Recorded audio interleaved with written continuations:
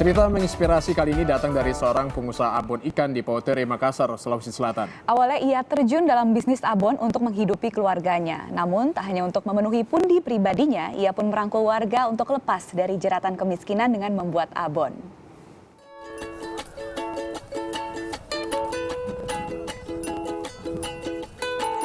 Perkenalkan, inilah Nuraini. Sekali dalam seminggu, tempat pelelangan ikan di Kampung Pautere, Kota Makassar, Sulawesi Selatan rutin ia datangi. Memilih ikan tuna segar adalah salah satu keahliannya. Inilah yang dilakukan Nuraini untuk menjalani bisnis abon Az-Zahra. Kalau mau buat abon ikan yang kayak gini, segar, dan kalau bahan baku abon itu segar, pasti hasil abonnya bagus. Tapi kalau tidak segar, wassalam deh, abonnya tidak jadi, tidak enak. Menjalani bisnis abon ikan tuna sudah dijalani Nuraini sejak tahun 2005. Idenya muncul sejak ia harus menghidupkan 3 anaknya setelah suaminya yang meninggal tahun 2004. Kekayaan alam, khususnya hasil laut di Kota Makassar, juga menjadi dorongannya untuk membuat abon berbahan dasar ikan tuna. Alhasil, rumah sederhana miliknya ia sulap menjadi tempat pembuatan ikan. Proses produksi abon ia lakukan 1 kali dalam seminggu. Kini, sekali produksi menghasilkan 2 hingga 4 ton abon. 1 kilogramnya dijual Rp120.000.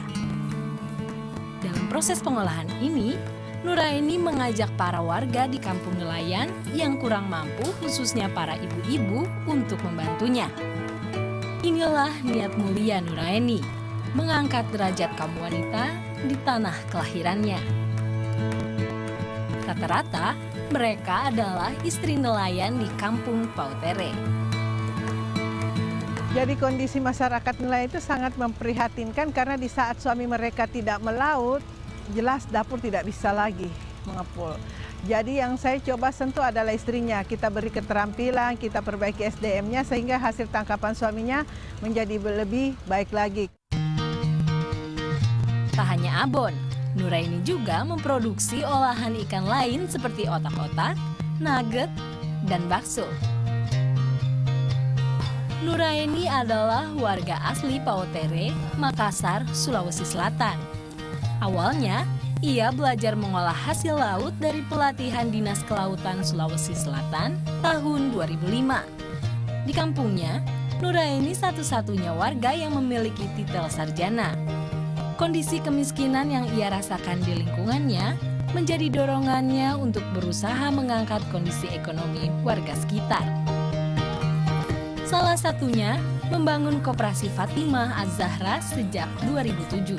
Anggotanya ada 200 orang. Setiap anggota dapat penghasilan tambahan dan keterampilan mengolah hasil laut dari koperasi ini. Dari sinilah warga Pautere perlahan lepas dari kemiskinan.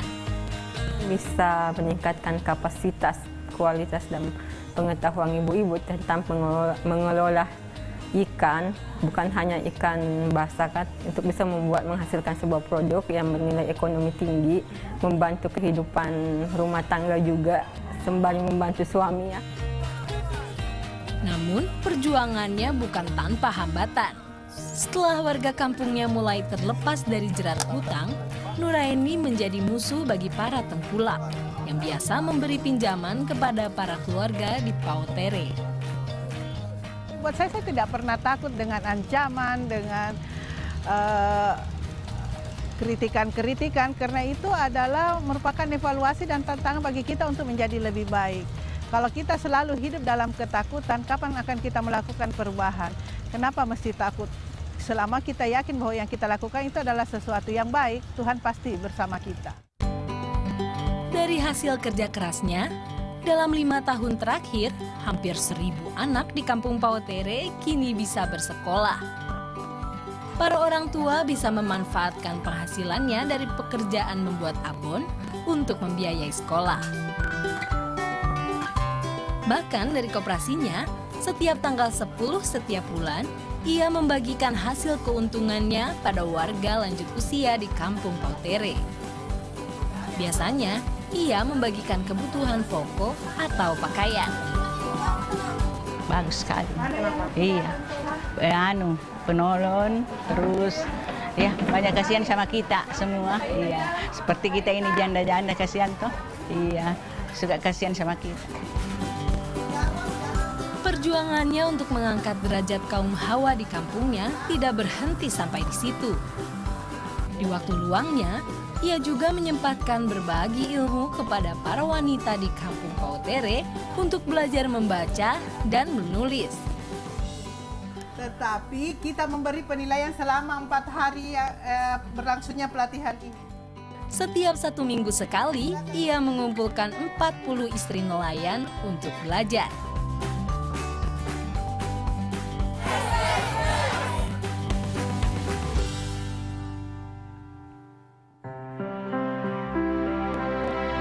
Dari modal awal hanya 1,5 juta rupiah, kini Nuraini bisa membantu meningkatkan kesejahteraan di Kampung Pautere, Sulawesi Selatan. Bahkan, tak sedikit daerah di Indonesia sudah ia singgahi untuk berbagi ceritanya menginspirasi wanita Indonesia. Harapan saya ke depan di saat kita berbicara tentang masyarakat nelayan, kita tidak lagi berbicara tentang kemiskinan, tetapi kita berbicara tentang kesejahteraan. Karena luas alam kita ini luar biasa.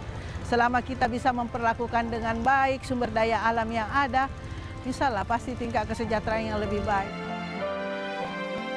Baginya, kegigihan dan pantang menyerah merupakan modal terpenting. Astri Retno, Mustafa Adrebi melaporkan untuk NET.